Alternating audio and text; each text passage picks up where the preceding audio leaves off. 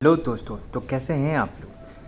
आज फिर से आपके लिए एक रियल स्टोरी लेके आ चुका हूँ। रियल घोस्ट की स्टोरी। ये कहानी अनामिका शर्मा की है, जो कि एक सामाजिक कार्यकर्ता है। उसकी शादी पटना में हुई थी। शादी के 2 साल में ही उसका तलाक हो गया था। अब वो अपने माता पिता के साथ पुणे में ही रहती है। अब वह एक संस्था से जुड़ी हुई है जो घरेलू हिंसा से शिकार होने वाली महिलाओं की सहायता करती है। शादी टूटने से कोई भी महिला खुश नहीं रहती, लेकिन शादी करके जुल्म सहने से अच्छा है कि हम अकेले ही रहें। आज मैं आपको एक भयानक रहस्य बताती हूँ कि जिस वजह से मेरा तलाक हुआ था। वैसे तो मेरे पति मेरा बहुत ही अच्छा ख्याल रखते हैं, लेकिन जब उनको गुस्सा आता था तो वो एक अजीब इंसान बन जाते थे।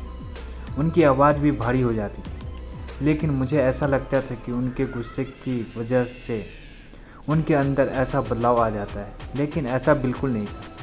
उनके ऐसे भयानक रूप के पीछे की सच्चाई कुछ और ही थी। एक रात को मैं और मेरे पति सो रहे थे।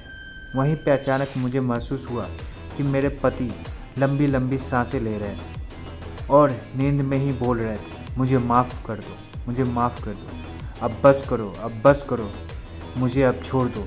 जो भी हुआ उसमें मेरा कुछ भी कसूर नहीं था।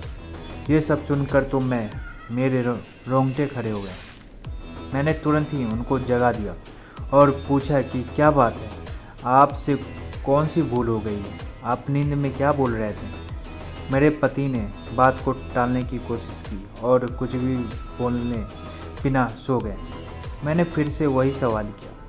उस समय वो गुस्से में आके मुझे एक जोरदार चाटा लगा दिया।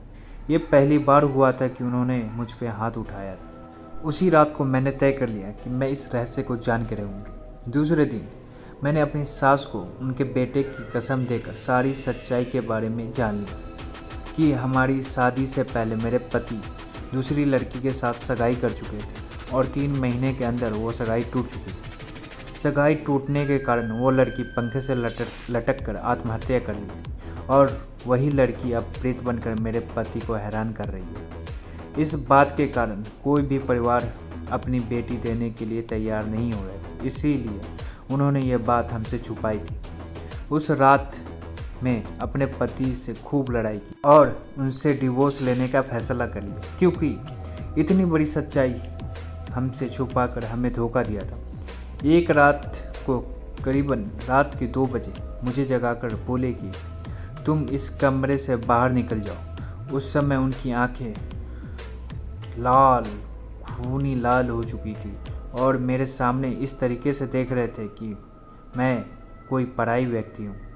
मुझे पता था कि इस समय अगर मैं विरोध करूँगी तो वो मेरे साथ मारपीट करेंगे, इसलिए मैं चुपचाप वहाँ से बाहर निकलकर ड्राइंग रूम में आ गई।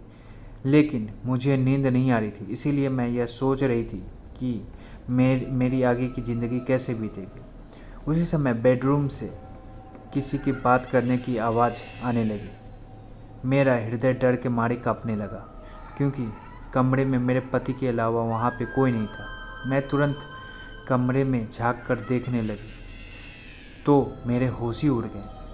हमारे कमरे में पंखे पर लाश लटक रही थी और मेरे पति लाश के नीचे बैठकर ज़ोर ज़ोर से रो रहे थे और पास में खड़े हुए एक परछाई से बात कर रहे थे। ये सब देखने के बाद मुझे तो चक्कर आने लगे। मैंने तुरंत ही मेरे सास और ससुर जी को उठाया और बेडरूम का दरवाज़ा खोलने के लिए कहा। थोड़ी ही देर में मेरे पति बेडरूम से बाहर आ गए और अपनी सारी बातों से फिर गए और उस समय कमरे में कोई नहीं था। मैं दूसरे ही दिन अपने माता पिता के यहाँ चली गई और सारी सच्चाई बता दी। मेरे पिता मुझे एक साधु के यहाँ ले गए। मैंने उनको भी सारी बातें बता दी। तब उन्होंने जो कहा वो चौंकाने वाला रहस्य था। उन्होंने मेरे पति की कुंडली देखकर बोला कि जिस लड़की के साथ तुम्हारे पति की सगाई टूटी थी वो तुम्हारे पति और तुम्हारी सास ने काफ़ी उसके साथ ज़्यादती किया, उसके साथ बहुत बुरा बर्ताव किया। दहेज के लिए उससे काफ़ी सारे दहेज मांगे, जिसके वजह से वो परेशान होकर आत्महत्या कर ली। तभी से उस लड़की की आत्मा प्रेत आत्मा बन चुकी है। तुम्हारे पति के शरीर और मन और दिमाग पर कब्जा कर रखा है और वो कभी भी अपना बदला लेने के लिए कभी भी हमला कर सकती है। दूसरे ही दिन मैंने डिवोर्स के लिए सारे कागजात तैयार कर लिए। डिवोर्स लेने के बाद मैं उस भयानक वातावरण से बाहर आ गई। मेरी खुशनसीबी ये है कि मैं ज़िंदा और सही सलामत हूँ, क्योंकि मुझे लगता था कि मेरे पति और उनकी पहले की मंगेतर मेरी जान भी ले सकते थे। तो आपको ये कहानी कैसी लगी कमेंट करके ज़रूर बताएं और लाइक कमेंट एंड सब्सक्राइब करना ना भूलें।